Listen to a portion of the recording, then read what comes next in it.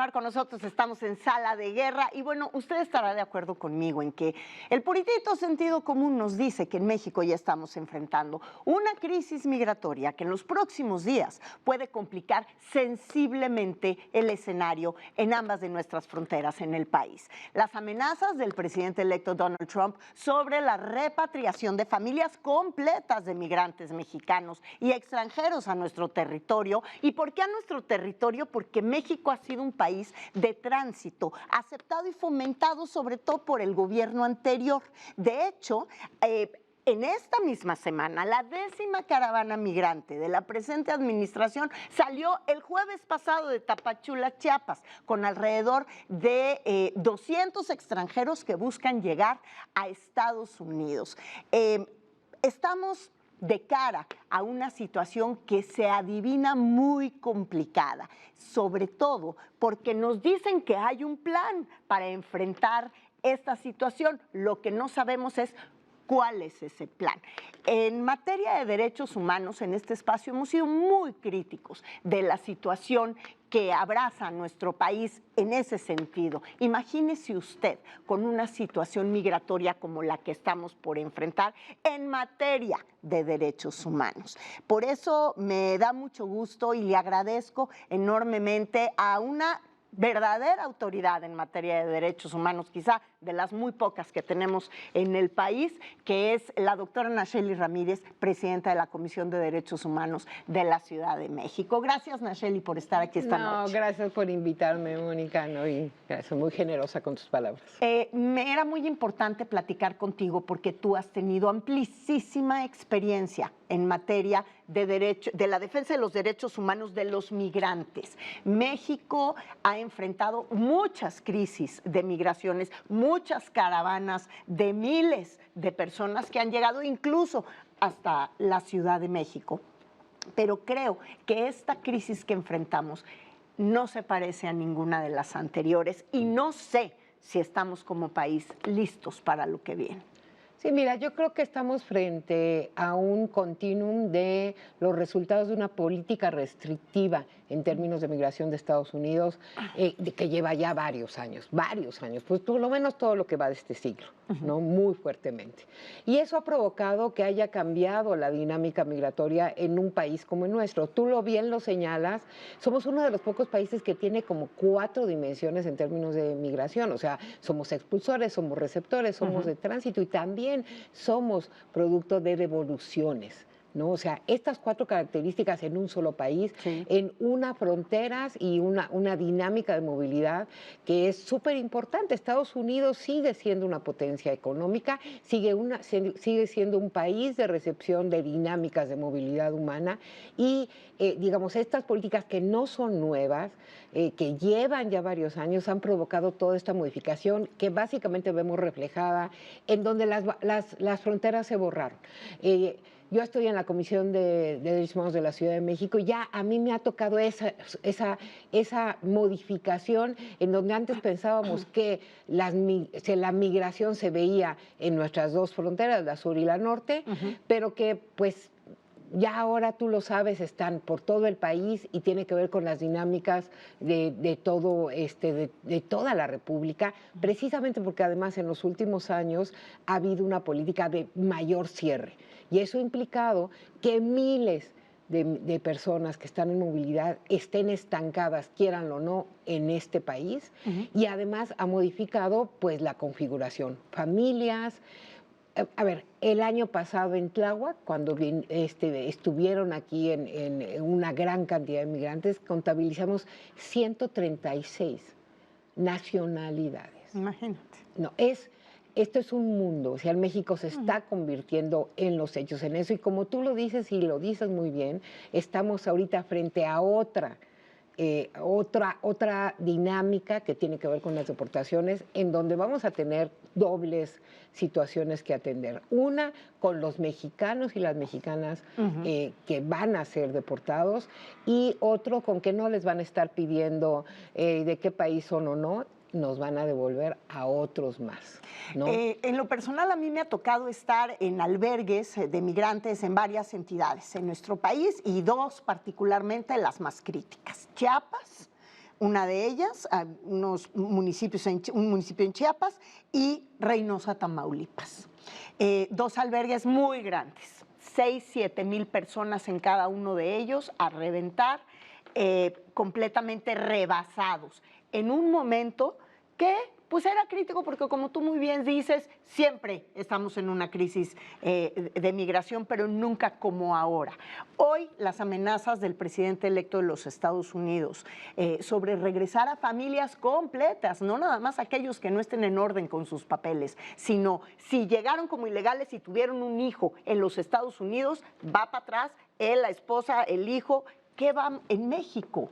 ¿Qué podemos ofrecerle a estos migrantes? Me voy a lo más simple, Nash, a lo tuyo, en materia de derechos humanos. Mira, ¿Qué les vamos a ofrecer? Yo creo que tenemos que ofrecerlo en las dos partes. Hoy tenemos que tener una estrategia que tiene que ver qué vamos a hacer en Estados Unidos, ojo, y qué vamos a hacer aquí en México en general. A ver, de entrada la estrategia tiene que ser acompañar a todas las redes, a todos los colectivos y a los migrantes en Estados Unidos en diferentes niveles.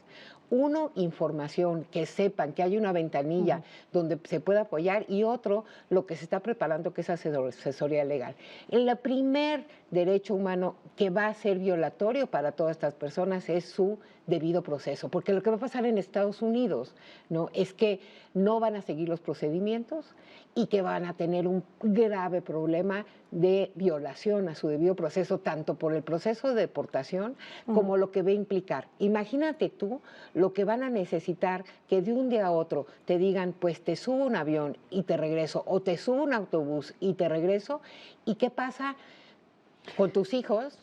¿Qué pasa con la casa que estás pagando? ¿Qué pasa algunos con pensiones? ¿Qué pasa con tus cuentas de banco?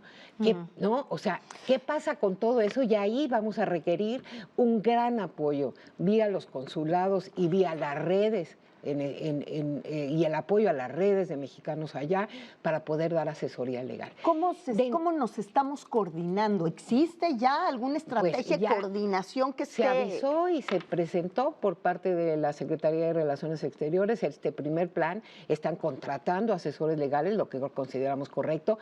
Hay una página ya en donde se intenta hacer una ventanilla única de información, pero todavía no está funcionando a lo que va. Tenemos 20 días, sí, pero tenemos que hacerlo ya.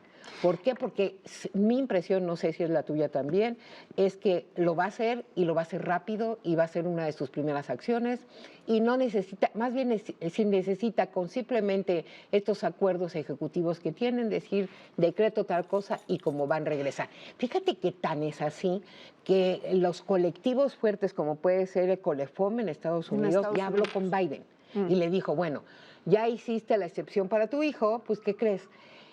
Haz todos los perdones con todos los migrantes que tienen lo que se llaman los delitos menores, infracciones administrativas, para que estos no sean sujetos a deportación inmediata porque están registrados por estos delitos menores, ¿no? Entonces, vamos a ver si Biden lo hace, tiene 20 días para hacerlo, no sabemos si lo va a hacer, pero ya se lo pidieron, ¿eh?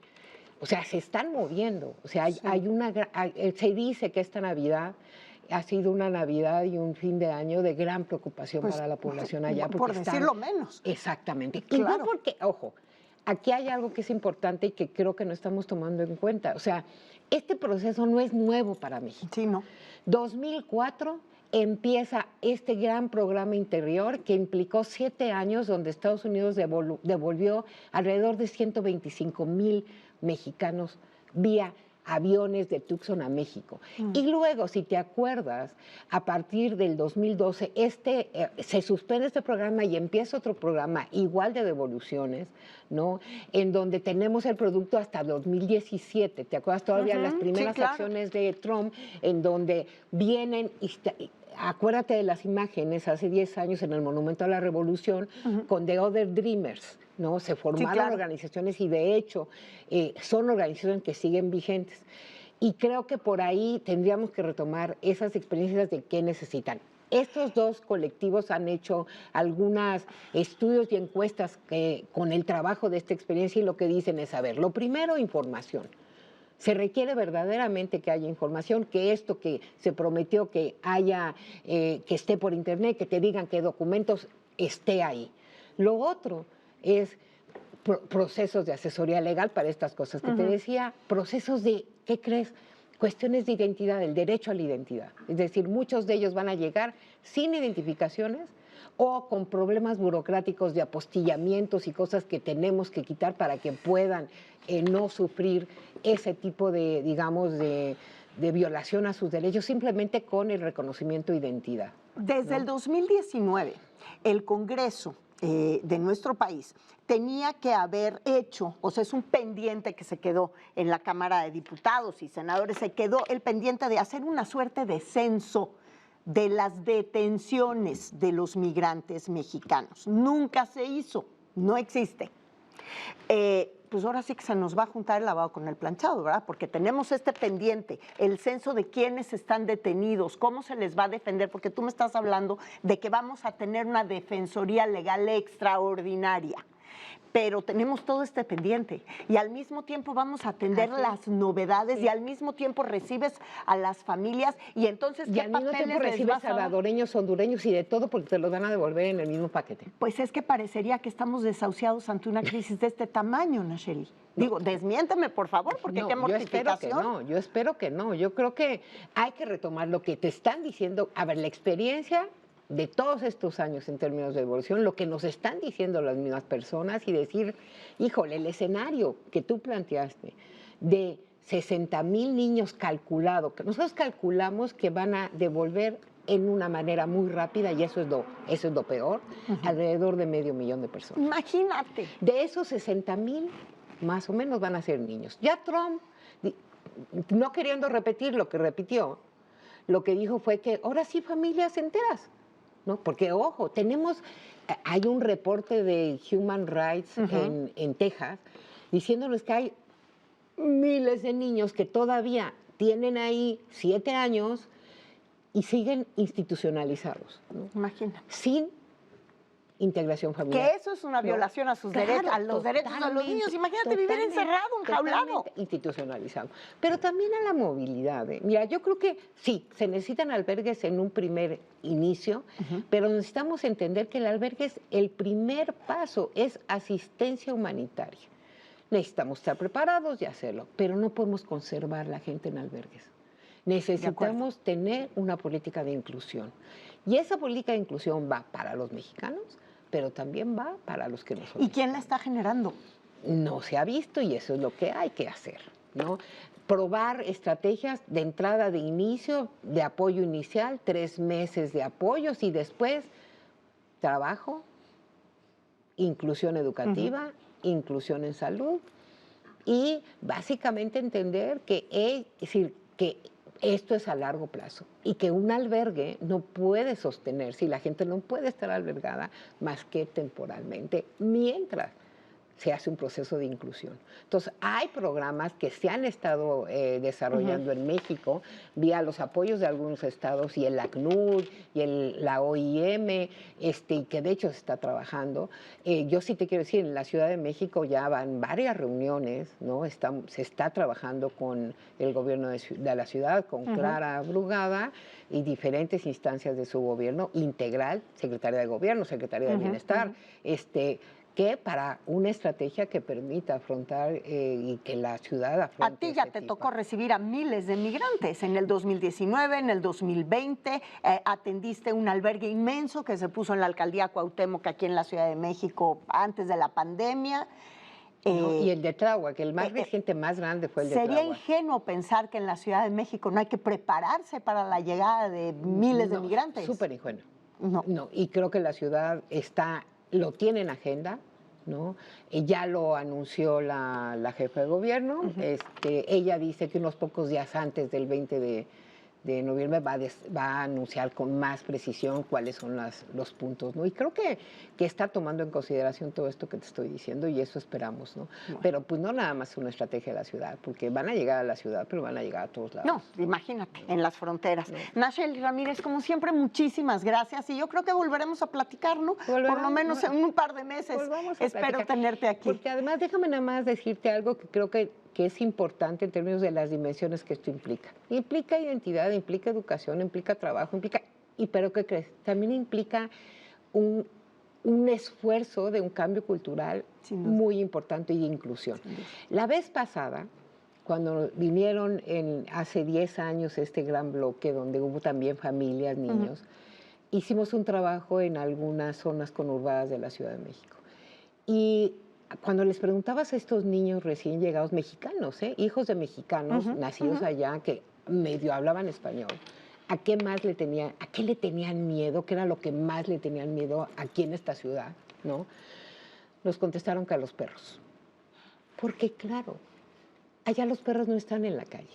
Y aquí tenemos, tú lo sabes, en nuestras colonias, en nuestros barrios, pues tenemos perros.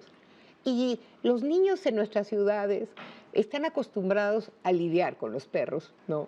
Y estos niños no están acostumbrados a eso. Entonces creo que desde esas dimensiones de cosas tan simples, estamos hablando de estos retos que nos van a tocar vivir. Pues lo seguimos platicando. Nacheli Ramírez, muchísimas gracias, la presidenta de la Comisión de Derechos Humanos de la Ciudad de México. Y antes de irnos a un corte, les voy a dejar con el cartón de Alarcón de esta semana, que arranca el año en este espacio, dibujando pues precisamente lo que nos depara este 2025. Vamos a ver al pitonizo de Alarcón.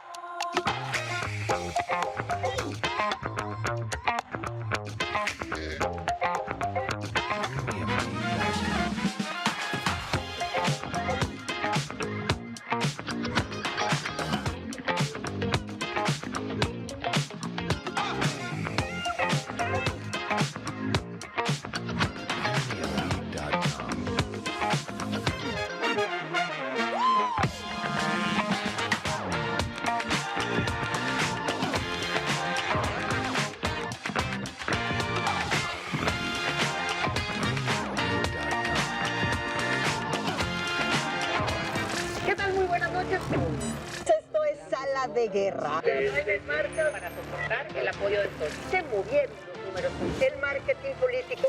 La intención de voto se ha mantenido estática. Con 9